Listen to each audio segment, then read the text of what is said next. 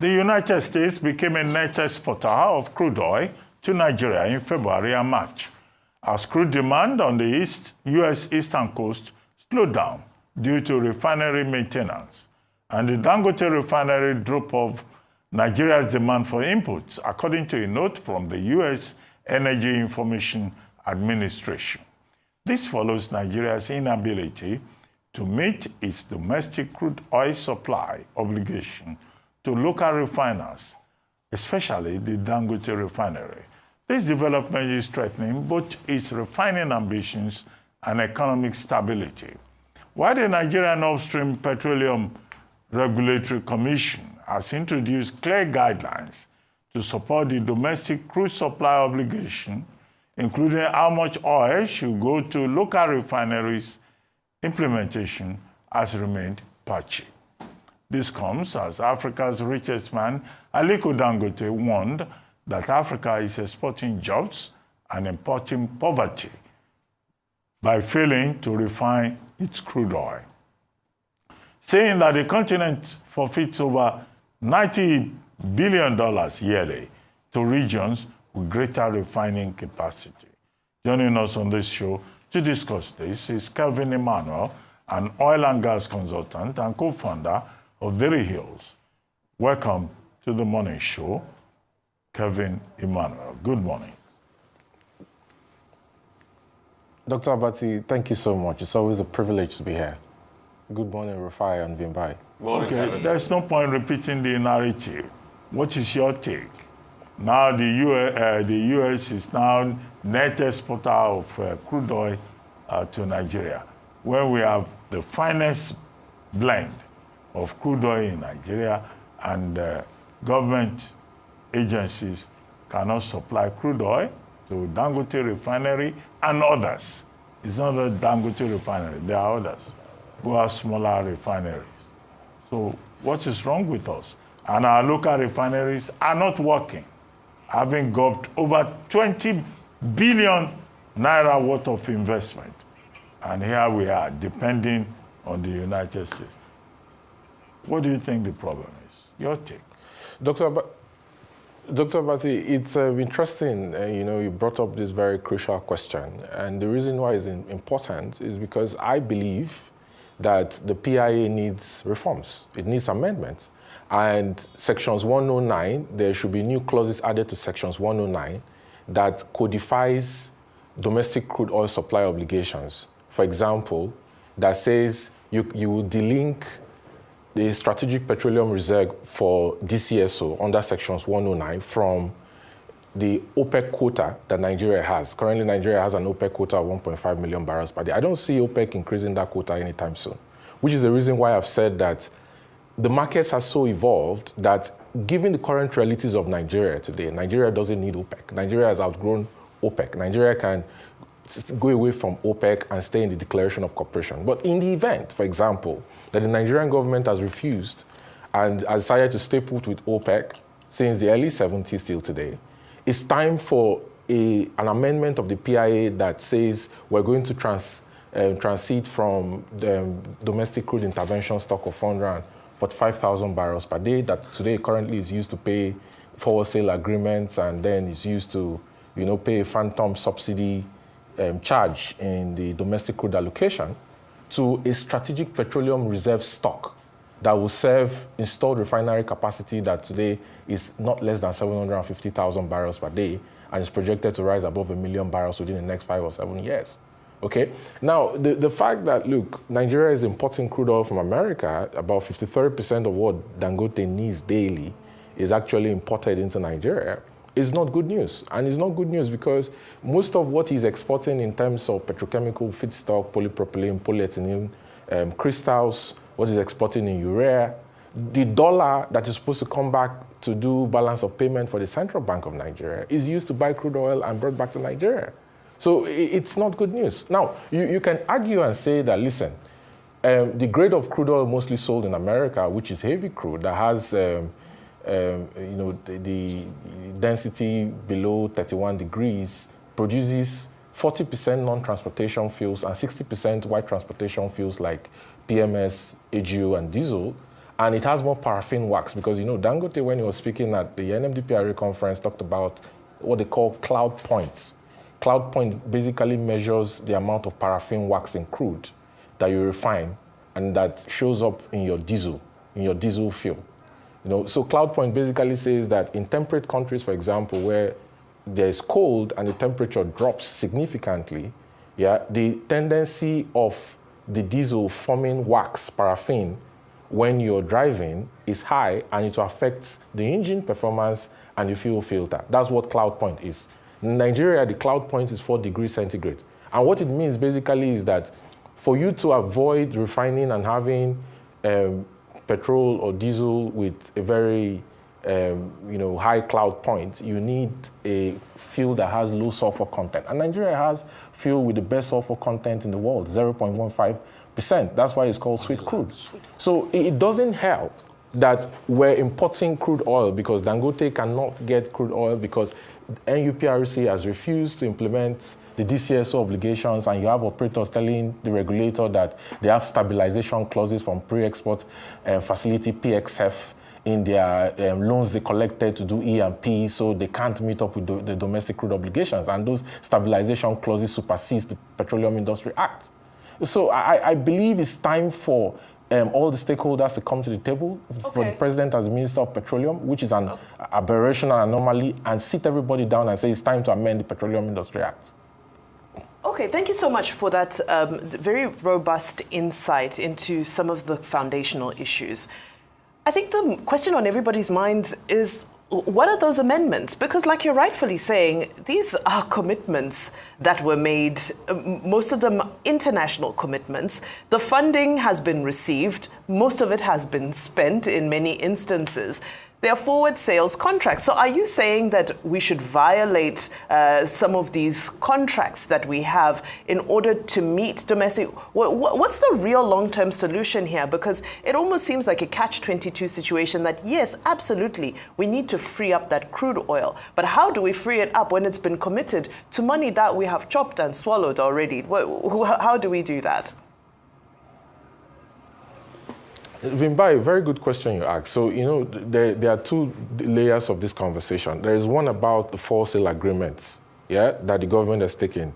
And if you look at all the for-sale contracts, today I calculate that about 300,000 barrels per day of crude is actually used every breaking day to pay the loans that NNPC took on behalf of the Nigerian government and to do its own operations, yeah?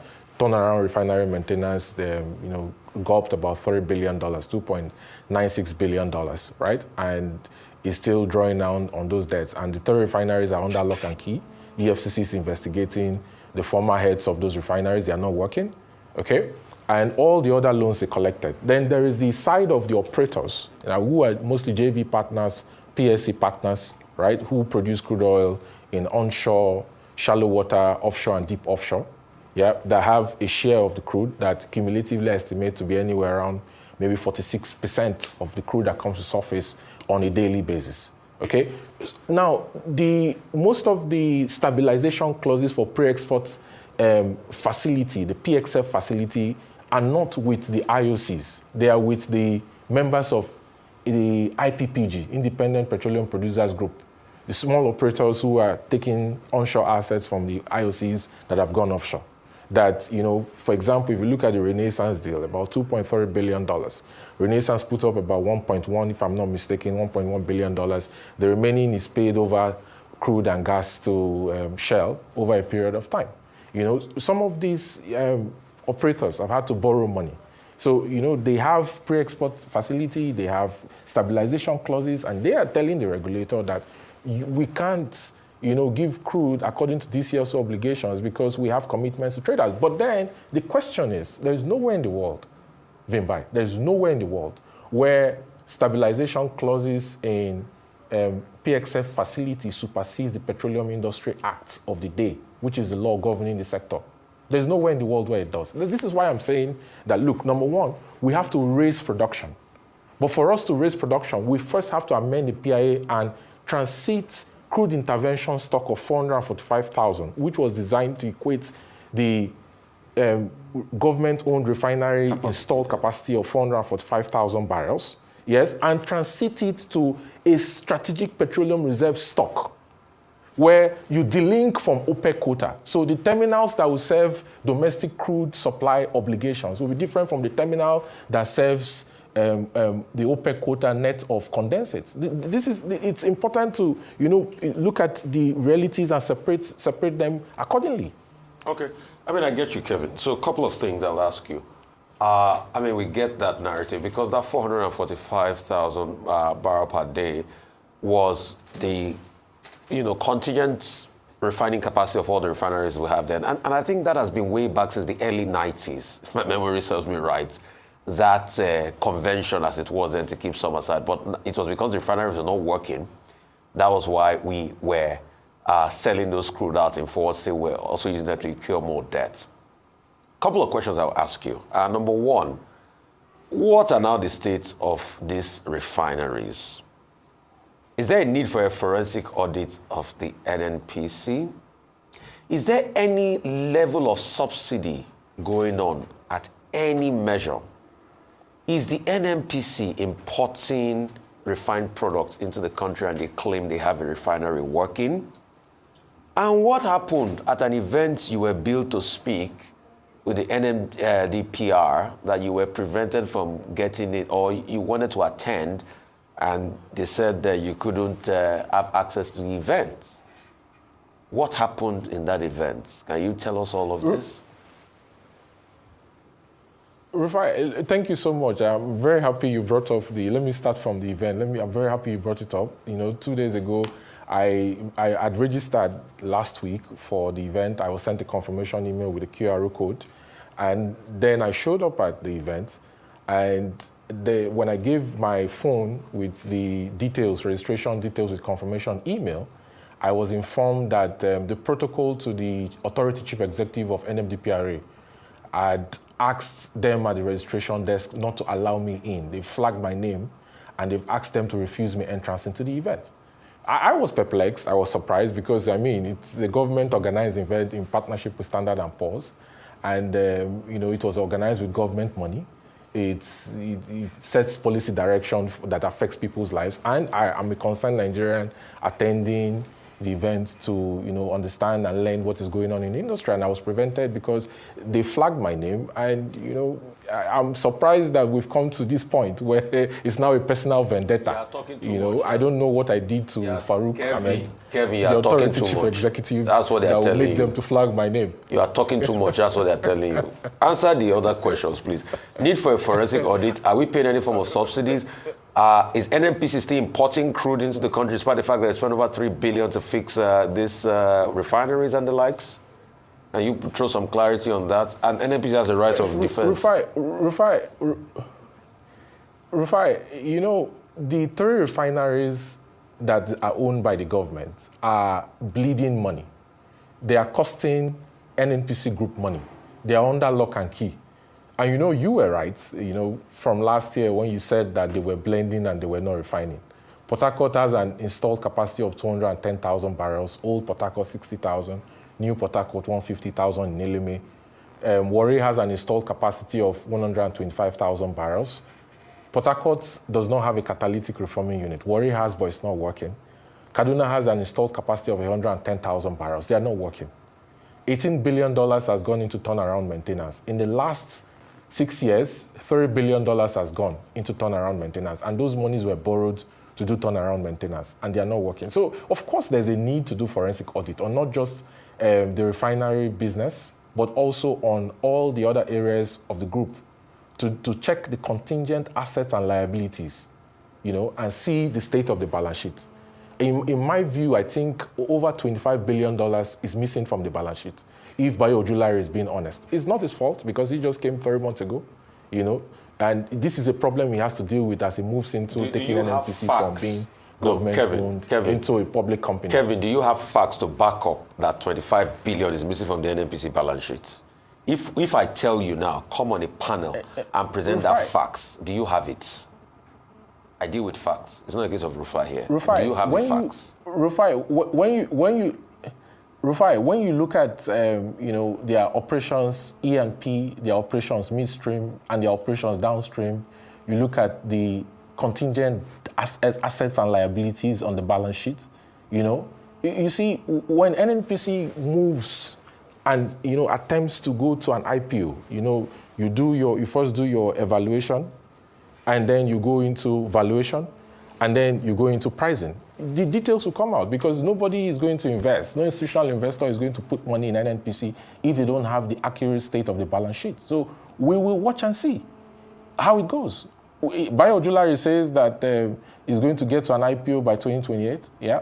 It should have happened in 2027. So you don't 2027 is an facts election year, and I don't think they want to do. Kevin, let's not muddle up matter. You don't have facts to that effect that the balance sheet there's a 25 billion hole. Secondly, is there any subsidy still going on within the NNPC frame? Is there any subsidy still going on within the NNPC frame as we speak? To be honest with you, Rufai, to be honest with you, if you look at the domestic crude allocation, the government still has barrels allocated to subsidy. And this is the question.